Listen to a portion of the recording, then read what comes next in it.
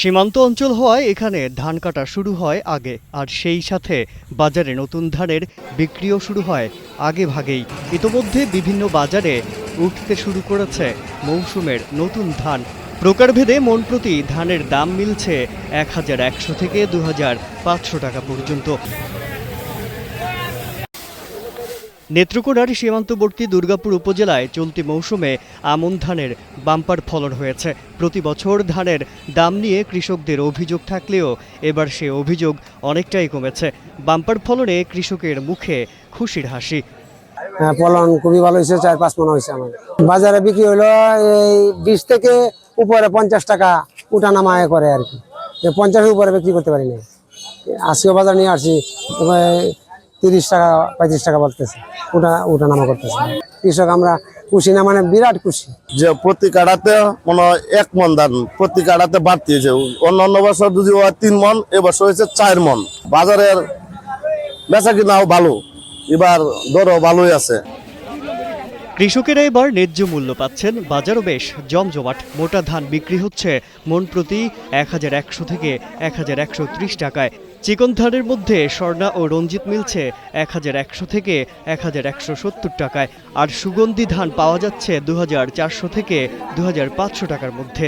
বর্তমানে সরকারিভাবেও ধান ক্রয়ের সময় চালাতে মোটা ধানের চাহিদা রয়েছে বেশি।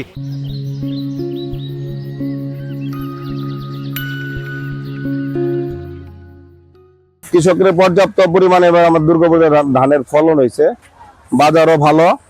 মোটার বাজার আছে বর্তমান 1120-30 টাকা। রঞ্জিত আমরা স্বর্ণা পাঁচ এগুলা কিনতেছে 1160-70 টাকা, আর 49 আছে 1180 থেকে 1200। পাইজামের একটা আমাদের দেশীয় জাতীয় ধান ছিল, এটা প্রায় বিলুপ্তির প্রতি, এটা প্রায় 1600 টাকার কাছাকাছি। এবং আতপ সুগন্ধি যেটা বলা হয়, এটা হলো 2450 থেকে 2500 টাকা বাজার আছে আর কি বর্তমান। মূলত কৃষকরা ন্যায্য মূল্যই পাইতেছে, আর আমরাও মানে যে দরে খরিদ করতেছি, মূলত কৃষকরা অনেকটাই খুশি। আমন ধানের ভালো ফলনে কৃষকেরা খুশি, তেমনি ধানের মোকামে নিয়োজিত শ্রমিকদের রোজগারও বেড়েছে। এখন প্রতিদিন একজন শ্রমিক প্রায় 3000 টাকা পর্যন্ত উপার্জন করতে পারছেন। আমরা ধানের কাজ করি, ধান আমদানি করি, আমদানি করার পরে বস্তা ভরি, ভরার পরে সিলি করি, তারপর ডিস্ট্রিক্টে মারি, গাড়ি তুলে দিই।